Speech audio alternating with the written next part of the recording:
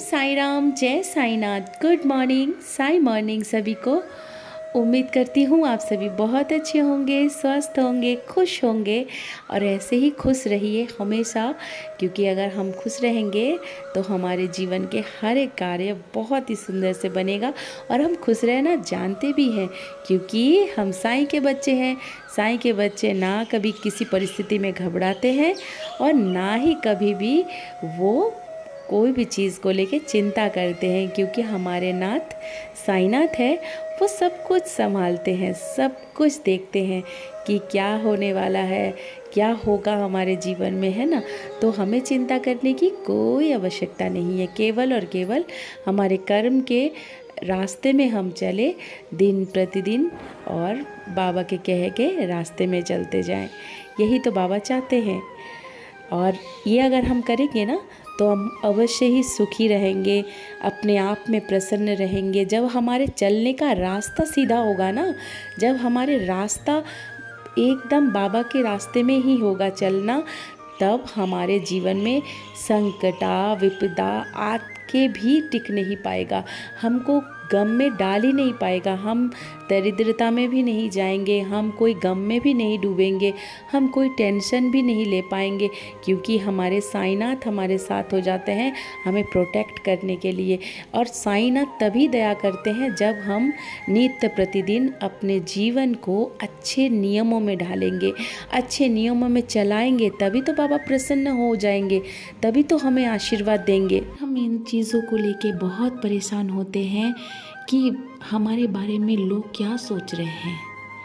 बाबा कहते हैं कि अपनी सारी चिंताओं को छोड़ के कि कौन क्या सोच रहा है तुम्हारे बारे में, अच्छा है कि बुरा, ये सब तुम्हें चिंता करने की ज़रूरत नहीं है। तुम केवल आनंदित रहो, मस्त रहो अपनी ज़िंदगी में। पता नहीं हमारे जीवन में और कितने दिन बाकी है। जितने दिन भी बाकी है उतने दिन हम सारे जो खुशियाँ हैं उन सभी पलों को जिए।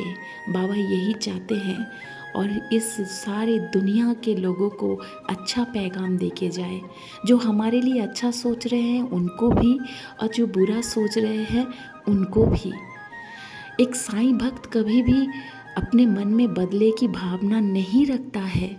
वो तो समाजशील होता है, वो तो दया करना जानता है, वो तो सभी को प्यार बांटना जानता है।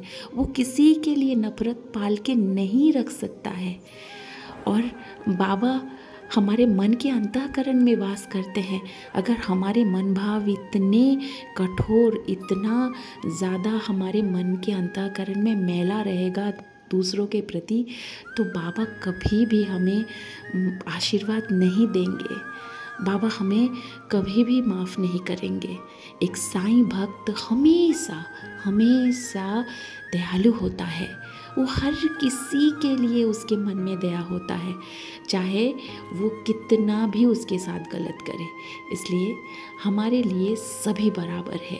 केवल हम इस दुनिया में बाबा की इच्छा से आए हैं और उनके ही रास्ते में चलेंगे और अच्छे अच्छे कार्य करके जाएंगे। यही हमारा शपथ होना चाहिए, यही हमारा रास्ता होना चाहिए। कभी भी किसी के लिए गलत भावना, हमारे अच्छा होने के लिए, अच्छाई के लिए हमें नहीं करना है। हमें केवल और केवल बाबा के पास बहुत बहुत बहुत अच्छा बनना है। और बाबा जिसको अच्छा कह दे, बाबा जिसके सिर पे हाथ रख दे, उसके जीवन में तो और कुछ दुख नाम की चीज़ होगा ही नहीं ना। बाबा जिसके साथ होते हैं ना, उसके हर एक समस्या समाधान हो जाती है।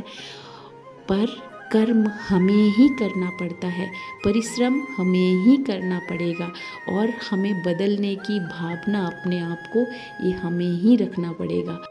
बाबा कहते हैं कि मैं जानता हूँ कुछ लोगों की वजह से तुम बहुत दुखी होते हो, जो तुम्हें नापसंद करते हैं, तुम्हें अपमान देते हैं, तुमसे दूरी बनाने की कोशिश करते हैं।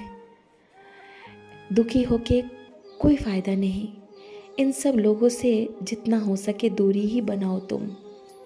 हाँ, इनको माफ़ करो, उनको प्यार दो हर बार की तरह, लेकिन उनके आघातों को ना नहीं भूलना, क्योंकि वो जो आघात है ना, वही तो तुम्हें मज़बूत और मज़बूत बनाएंगे और आगे बढ़ने के लिए वो सबसे ज़्यादा काम आएंगे।